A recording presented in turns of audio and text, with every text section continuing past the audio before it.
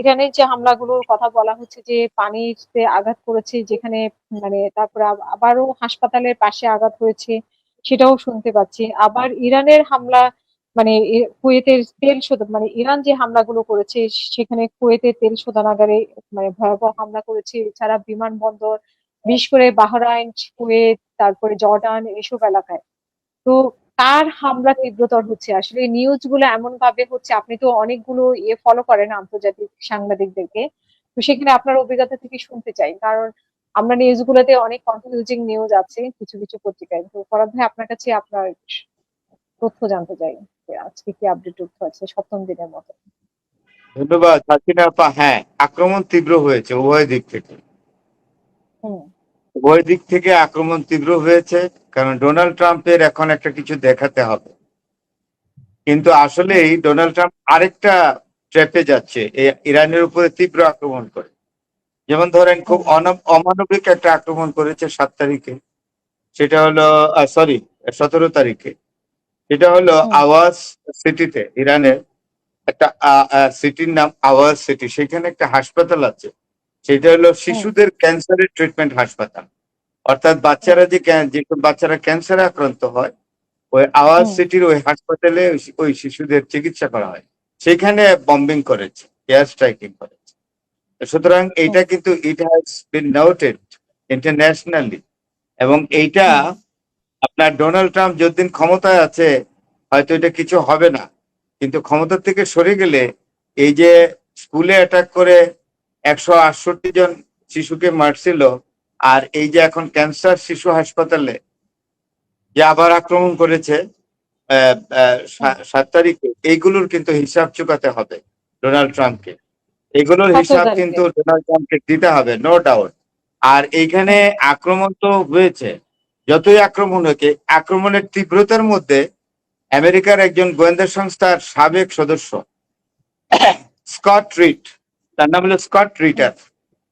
Scott রিটার হুম। বলেছেন যে এই যে চলমান আন্দোলনটা চলছে, মানে সরি, চলমান যে যুদ্ধ বা সংঘাত চলছে আমেরিকা এবং ইরানের মধ্যে, এটাতে হুম। আমেরিকা মোটেও লাভবান হবে না। বরং আমেরিকার জন্য, ট্রাম্পের জন্য মঙ্গল হবে এই মুহূর্তে বিলম্ব না করে ইরাক থেকে যেমন সৈন্য সরাচ্ছে, উপসাগরীয় দেশগুলো হুম। থেকেও যেন সৈন্য সরিয়ে নেয়। সরিয়ে নিলে হুম। এবং ইসরায়েলকে শান্ত করতে হবে। ইসরায়েলকে শান্ত করা আর এই সৈন্যগুলো উপসাগরীয় দেশগুলো থেকে সরিয়ে নেওয়া, সরি, হুম। এস্টাবলিশমেন্ট গুলো, মিলিটারি এস্টাবলিশমেন্ট গুলো সরিয়ে নিলে মধ্যপ্রাচ্যে শান্তি প্রতিষ্ঠিত হবে। এবং এই শান্তির আবহ সারা পৃথিবীতে ছড়িয়ে পড়বে, পৃথিবী আবার শান্তিতে ফিরে আসবে। কিন্তু ডোনাল্ড ট্রাম্প হুম। শক্তি প্রয়োগ করে যেটা দেখাতে চাচ্ছে, এটা কিন্তু হবে না। তার কারণ ইরানও কিন্তু পাল্টা প্রস্তুতি নিয়েছে। এবং এখানে ইরানের খাতাম আল আম্বিয়ার সেন্ট্রাল কমান্ডের যে মুখপাত্র ইব্রাহিম, হ্যাঁ, হুম। ইব্রাহিম জুলফাগারি একটা সংস্থা আছে, এটা এটা একটা মিলিটেন্ট গ্রুপ ইরানের। এটার নাম হলো হুম। খাতাম আল আম্বিয়া। এটার সেন্ট্রাল হুম। কমান্ডের হুম। চিফ মুখপাত্র, তিনি বলেছেন, ইব্রাহিম জুলফাগারি বলেছেন যে এইসব করে তো কোনো লাভ নাই।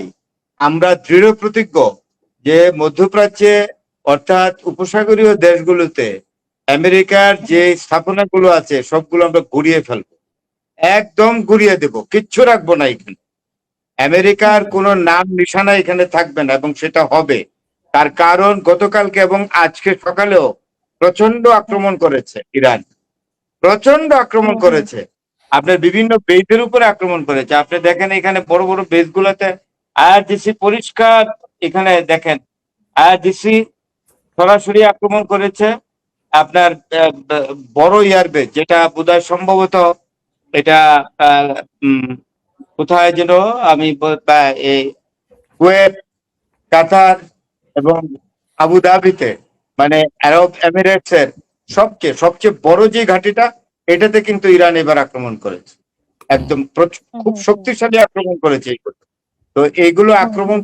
আক্রমণ করার পরে এগুলা ড্যামেজ, হুম। ক্ষতিটা এই পরিমাণে যায়, এটাকে আবার পূর্ব অবস্থায় নিতে হলে অনেক টাকা পয়সা খরচ করতে হচ্ছে।